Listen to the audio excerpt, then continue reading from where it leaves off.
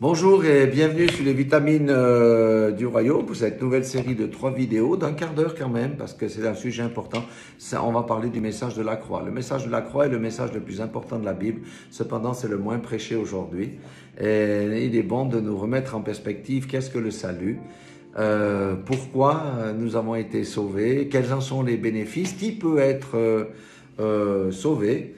Il y aura toutes ces choses-là qu'on va examiner aujourd'hui. Deuxième vidéo, on va parler de l'alliance. La croix est une alliance en fait. Et il est important de comprendre les aboutissants, les tenants et les aboutissants de l'alliance. Et la troisième vidéo sera comment la croix se manifeste dans notre vie quotidienne. Alléluia. Tout d'abord, quand on parle du salut, es-tu sauvé? Tu es sauvé. Mais sauvé de quoi déjà pour commencer? C'est une question fondamentale. Donc ici, j'ai choisi 2 versets pour vous dire. Dans Romains 5,9, la parole nous déclare ceci, version parole vivante. À plus forte raison maintenant, ça veut dire après avoir cru à Jésus-Christ, puisque nous sommes acquittés par l'effusion de son sang. Acquittés par l'effusion de son sang. Acquitté, ça veut dire quoi? Libéré d'une dette. Alléluia. On acquitte quelque chose. Nous sommes acquittés, nous avons été libérés. Alléluia. Mais de quoi? Notre dette a été acquittée. Pourquoi? Il dit ici, pouvons-nous être certains d'être aussi soustraits par lui à la colère à venir? Première des choses, le salut, nous sommes sauvés pour éviter la colère de Dieu. La colère de Dieu va se manifester. Vous savez, les jugements sont déjà sur la terre aujourd'hui, mais dans la fin des temps, je ne peux pas trop rentrer là-dedans, c'est le livre de l'Apocalypse, il y aura un grand jugement qui va venir sur la terre. Le Seigneur va déjà soustraire à ce grand jugement catastrophique qui va venir sur la terre tous ceux qui lui appartiennent. Et ensuite, il y aura différents événements et il y aura le jugement final où chaque homme passera devant le tribunal de Dieu. Certains pour la perdition et d'autres pour la vie éternelle. Donc, nous sommes sauvés de quoi? De la colère de Dieu. 1 Thessaloniciens 1,10 nous donne encore quelque chose. Maintenant, vous attendez le retour personnel de son Fils Jésus, qu'il a ressuscité des morts. En parenthèse, Jésus, le seul qui a été ressuscité des morts. Bouddha n'a pas été ressuscité des morts, Mahomet non plus, etc. Et toutes les personnes qu'on vénère aujourd'hui n'ont pas été ressuscitées. Seul Jésus-Christ a été ressuscité des morts et qui reviendra du haut des cieux pour nous délivrer de la colère à venir. Ça, c'est de la colère qui va se manifester à la fin des temps. Alléluia. On parle d'une grande tribulation, toutes ces choses-là. Il y a des choses terribles qui vont arriver sur la terre comme conséquence de l'impiété des hommes et du rejet de Dieu. Mais le Seigneur va enlever ceux qui lui appartiennent et les soustraire à cette colère-là. Mais comme j'ai dit, il y a encore la colère de Dieu va se manifester de manière définitive lors du jugement final où certains auront la vie éternelle et d'autres seront jetés dans ce qu'on appelle dans le lac de feu. Alléluia. Maintenant, le salut est pour qui? Pourquoi certains sont sauvés, d'autres pas? Bon, alors, Jean 3,16 nous dit ceci, c'est le verset le plus connu de la Bible. Dieu a tant aimé le monde qu'il a donné son Fils unique pour qu'aucun d'eux qui se confie en lui ne soit perdu, mais que chacun accède à la vie éternelle. Amen. Alléluia. C'est ça. C'est comme on a vu, on est sauvé de la colère et il nous fait une offre. Dieu nous tend une offre. Acceptez mon Fils Jésus-Christ comme votre sauveur et c'est tout ce que vous avez à faire. Alléluia. Cependant, il rajoute aussi dans Hébreux 5,9 un verset que beaucoup de chrétiens n'aiment pas entendre. Et il dit, c'est ainsi qu'il a atteint, Jésus, le plus haut degré de la perfection et qu'il est devenu un salut éternel. Ça veut dire qu'on ne peut plus annuler pour tous ceux qui lui obéissent. Pour tous ceux qui lui obéissent. Le salut, vous savez, c'est gratuit, on va le voir tout à l'heure, mais Dieu a des exigences, c'est quand même l'obéissance à la parole. Aujourd'hui, quand on est rebelle, on ne peut pas obéir à la parole, mais quand nous avons accepté le salut, nous changeons de statut et il nous est facile d'obéir à la parole de Dieu. Alors, on a vu que nous sommes sauvés de la colère à venir de Dieu, c'est bien. Nous avons vu que le Seigneur, Dieu Tout-Puissant, fait une offre pour éviter cela, pour que nous ayons la vie éternelle, parce que vous savez que la vie ne s'arrête pas après la mort physique, ça continue. Alléluia, il y aura une vie éternelle. Maintenant, quels sont les bénéfices? Dans Ésaïe 53, verset 4 et suivant, il est dit ceci, on parle de Jésus ici. Cependant, ce sont nos souffrances qu'il a portées, c'est de nos douleurs qu'il s'est chargé. Alléluia. Alléluia. Jésus a porté nos souffrances et nos douleurs. Et lorsqu'on vient à lui, on peut beaucoup mieux gérer nos souffrances et nos douleurs. On va expérimenter des choses incroyables que quelqu'un qui ne le connaît pas ne peut pas expérimenter. Verset 5, il dit, il a été blessé pour nos péchés, brisé pour nos iniquités. Si nous regardons à notre vie, est-ce que nous marchons vraiment dans la justice? Si nous regardons à la vie du monde aujourd'hui, quels en sont les fruits? L'homme a détruit la planète. On peut regarder ça. L'homme est un promoteur de guerre. L'homme exploite l'homme. L'homme exploite la femme. Regardez toutes ces choses horribles qui se passent sous le soleil. Ça, c'est pas Dieu. C'est le caractère irrégénéré de l'homme qui produit toutes ces choses-là. Mais celui qui appartient à Dieu est sorti de ces ténèbres. C'est le monde des ténèbres pour aller dans le monde de la lumière. Et il dit encore quelque chose ici d'extraordinaire, le châtiment qui nous donne la paix. Alléluia. Quiconque est en Christ a la paix malgré tous les éléments qui se passent. Le monde n'a pas la paix. Le monde a l'ONU. Mais l'ONU est incapable de promouvoir la paix. Le seul qui donne la paix, c'est Jésus-Christ. Et vous voyez, c'est ça le salut aussi, ça fait partie du salut. Les bénéfices du salut, nous avons la paix quelles que soient les situations parce que nous savons en qui nous nous confions. Alléluia.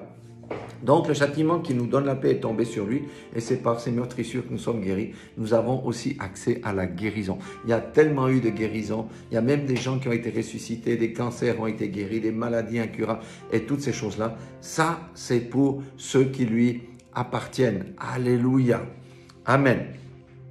Verset 6, ça montre bien l'état du monde actuel. Nous étions comme des brebis, tous errants comme des brebis. Aujourd'hui, le monde ne sait plus. Il n'y a pas de berger. Les brebis, vous savez, quand il n'y a pas de berger, une brebis peut se faire attaquer par un loup. Une brebis peut tomber dans un précipice, peut tomber dans un trou. Il n'y a personne qui va penser ses blessures et s'occuper d'elles. Chacun suivait sa propre voie. N'est-ce pas le cas aujourd'hui? Chaque pays suit sa propre voie. Et l'Éternel a fait retomber sur lui l'iniquité de nous tous. Amen. Je vivais dans l'iniquité, mais mon iniquité est retombée sur Jésus-Christ pour que je sois libéré de toutes ces choses. Il a été enlevé par l'angoisse et le châtiment. Vous savez, le sacrifice de la croix, c'était vraiment quelque chose d'infâme. C'était la mort la plus infâme. Vous vous rendez compte, vous êtes nu, vous avez les mains qui sont percées par des grands clous de 10 ou 15 cm et vos pieds aussi, et vous attendez que la mort vienne vous attraper. Alléluia. Non, c'était vraiment quelque chose de vraiment terrible. Alors, on a vu, on est sauvé de la colère, on a vu pour qui c'était, on a vu les bénéfices.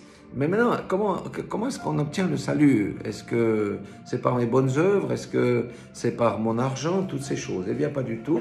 Éphésiens 2:8 est très clair à ce sujet. Il dit, oui, sa grâce seule est la source de votre salut. Alléluia. Vous savez, lorsqu'un président gracie un condamné à mort, le condamné à mort, il est dans sa cellule, et qu'est-ce qu'il peut faire? Rien. Mais lorsque la grâce présidentielle vient, on vient le chercher, on ouvre sa cellule, on le prend avec, on lui redonne ses habits et il retourne vivre sans aucune entrave. Alléluia. Donc c'est la grâce de Dieu. Et cette grâce, vous l'avez saisie par la foi. Maintenant, vous allez dire, mais pourquoi moi je suis sauvé, les autres pas? Eh bien, parce que il faut répondre à l'appel de Dieu. Dieu nous tend une perche. C'est comme si vous êtes noyé. Le Seigneur vous tend une perche. Attrapez ma perche. Ma perche, c'est quoi? C'est Jésus-Christ. Alléluia. Acceptez mon Fils. Acceptez le sacrifice de mon Fils. Alléluia. Et des gens ne vont pas le prendre, d'autres vont le saisir. C'est pourquoi la Bible dit qu'on doit les prêcher cette bonne nouvelle pour que tous entendent cette bonne nouvelle et qu'ils aient la chance de se positionner. J'accepte ou je refuse le salut. Donc c'est par la foi à l'œuvre de Jésus-Christ et non pas par nos œuvres qu'on mérite le salut. Donc rien ne vient de vous, tout est un cadeau. Et Éphésiens 2:9 dit encore ceci, ce n'est pas en accomplissant les commandements, parce que les Juifs avaient la loi, que vous l'avez acquise. Absolument pas. Tout mérite est donc exclu et du même coup se trouve écarté toute la raison de s'enorgueillir. Parce que si on pouvait acquérir le salut par nos propres moyens, oh là là, ça serait une catastrophe. Mais nous voyons là l'amour de Dieu, la grâce. Le Seigneur répand sa grâce sur quiconque accepte la perche qu'il lui tend, c'est-à-dire d'accepter Jésus comme Seigneur et comme Sauveur. Alléluia. Donc, ce sont des choses simples, mais je dois quand même dire que on a accepté ça par la foi, c'est vrai, mais que la foi ensuite va produire du fruit dans la vie de celui qui a accepté Christ. Ce n'est plus la même personne. S'il n'y a pas de changement, c'est que il a accepté Christ de manière intellectuelle, mais il n'a pas accepté Christ avec le cœur. Accepter Christ avec le cœur, ça veut dire je crois ce que Jésus a dit, je suis une nouvelle création et maintenant je marche selon les règles du royaume de la lumière et plus selon les règles du royaume des ténèbres. Il y a quelque chose qui se passe dans ma vie, je deviens une lumière, je rayonne. Il y a un certain nombre de choses qui vont se passer. Ce que j'affectionnais faire avant, je ne le fais plus. Je laisse tomber toutes ces choses-là parce qu'elles sont malpropres, elles sont malséantes et tout ça. Maintenant, beaucoup de gens s'illusionnent aussi sur pourquoi nous avons été sauvés. Ils pensent que moi j'ai été sauvé, c'est super, maintenant j'ai un Dieu à ma disposition, je vais prier pour que j'aie la voiture, la femme, le mariage, toutes ces choses-là. Oui, Dieu est un Dieu de bénédiction, il donne toutes ces choses-là. Mais ce n'est pas le but, et on doit comprendre le but du salut. Pourquoi nous avons été sauvés? Et là, nous avons deux versets. Romains 6,6 dit clairement, comprenons que l'homme que nous étions autrefois a été cloué à la croix avec Christ. Ça veut dire, ce que j'étais, je ne le suis plus. Ce que j'ai été, je ne le suis plus. Alléluia. Et il dit, afin que le péché soit réduit à l'impuissance, et que le corps, instrument docile du péché, soit neutralisé. Ça veut dire, avant, j'étais conduit vers le péché. Je laissais le péché dominer sur moi. Eh bien, ça, c'est fini et terminé. Nous avons été... le salut nous permet... le Seigneur nous a octroyé le salut. Pourquoi? Pour que nous dominions sur le péché par l'Esprit qu'il nous a donné. Nous avons été crucifiés avec Christ pour que le mal n'ait plus prise sur nous. Le mal n'a plus prise sur nous. Voilà aussi le but du salut, c'est que je puisse marcher en nouveauté de vie et que je n'ai plus besoin d'obéir comme un esclave aux sollicitations. Amen. Et le dernier verset, il dit ceci. Ce que nous sommes, nous le devons à Dieu. Oui, ce n'est pas pour nos propres moyens. Il nous a recréés en Christ, spirituellement, pour nous faire accomplir dans la communion avec lui les bonnes actions qu'il a préparées depuis longtemps pour nous. Alléluia. Nous avons des bonnes actions à faire. Pas les bonnes actions selon la chair, mais des bonnes actions à faire. Et voilà la vie conforme à la volonté de Dieu, celle qu'il a tout arrangé d'avance. Il a préparé notre chemin afin que nous n'ayons plus qu'à y marcher. Certains vont dire, ouais, mais alors les dés sont... Non, les dés ne sont pas pipés. Les dés ne sont pas pipés. Le Seigneur a prévu un chemin glorieux pour tous ses fils et toutes ses filles.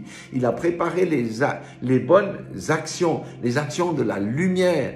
Alléluia, celles qui sont conformes à sa parole. Et lorsque nous lisons la parole, nous savons comment nous devons nous comporter dans la vie. Nous sommes sortis de l'égoïsme. C'est tout pour moi, moi, moi. Ce monde, c'est moi, moi, moi. Mais le règne de l'amour, c'est j'apprends à donner. Jésus a donné sa vie pour nous, je donne ma vie pour lui. Ça veut dire quoi? En manifestant l'amour à tous ceux qui sont autour de moi. Il y a un changement de vie qui s'occupe. Et dans le Notre Père, on dit que ta volonté soit faite. Lorsqu'on vient à Christ, ce n'est plus pour faire notre volonté, ce n'est plus pour chercher nos propres intérêts, c'est pour chercher les intérêts de Dieu. Et lorsque quelqu'un le fait, le Seigneur lui-même, le Dieu Tout-Puissant, va prendre soin de ses propres intérêts. C'est un changement de vie. On n'est plus dans l'esclavage. Regardez aujourd'hui en Europe, dans l'Occident, on vit dans l'esclavage des factures. Il faut travailler. On est vraiment dans les tourments. On n'a pas la paix. On a peur de l'avenir. Tout ça avec Christ, ça disparaît. Parce que nous avons une autre espérance. Nous savons en qui nous avons cru. Nous avons un Dieu qui nous soutient. Nous avons un Dieu qui subvient à nos besoins. Nous avons tellement d'avantages à connaître notre Dieu et à développer notre vie intime avec lui. Donc voilà pour cette première vidéo. Ça va faire 15 minutes à peu près. Nous sommes sauvés de quoi? De la colère à venir. Pour qui? Pour ceux qui acceptent Jésus-Christ comme sauveur et Seigneur. Et quels sont les bénéfices? On a la paix, on a la guérison, on a toutes les choses que j'ai énumérées. Et comment on obtient le salut? C'est pas par nos œuvres, c'est par la foi qui va activer la grâce. Et dans quel but finalement nous sommes sauvés? C'est pour servir Dieu. Nous sommes des serviteurs, des sacrificateurs du Très-Haut. Nous n'avons pas un Dieu qui est là pour faire nos caprices. Nous avons un Dieu que nous servons avec joie. Et lorsqu'on le fait, lui-même prend soin de nous et de nos intérêts. Soyez tous bénis dans le nom puissant de Jésus-Christ de Nazareth. Alléluia, que votre journée soit magnifique aujourd'hui et que vous receviez chacun qui écoutait une bénédiction spéciale dans votre vie pour cette journée, au nom de Jésus. Amen.